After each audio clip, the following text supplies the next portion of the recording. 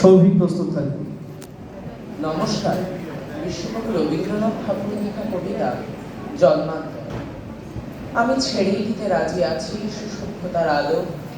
আমি চাই না হতে নববঙ্গে নবযুগের চালু। আমি নাই বা গেলেম বিলাত, নাই বা পেলেম রাজার খিলাত, যদি পরজন্মে পায়রে হতে ব্রজের রাখাল বালক, তবে নিভিয়ে দেব নিজের ঘরে সুসভ্যতার আলো।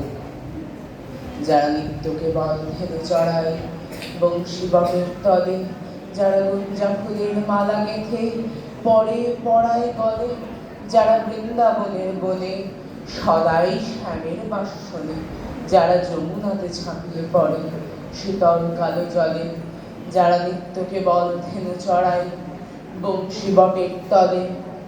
ওরে বিহান হলো, যাবরে ভাই, ডাকে পরস্পরে।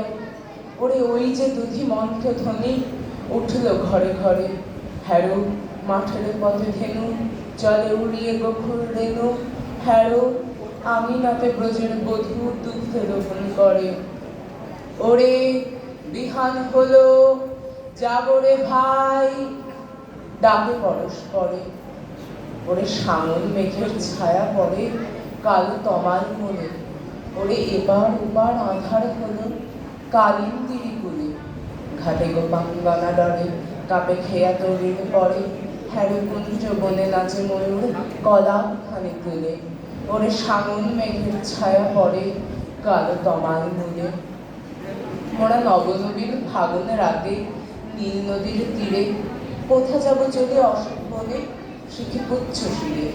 যাবে দোলার ক্ষুদরসী দিবেন পোশাখাই বসি, যাবে দক্ষিণে বাইরে বাঁশির ধ্বনি উঠবে আকাশ ঘিরে।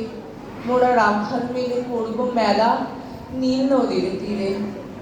আমি হব না ভাই নববঙ্গে নবযুগের চালক, আমি জ্বালাবো না আধার দেশে সুসভ্যতার আলো।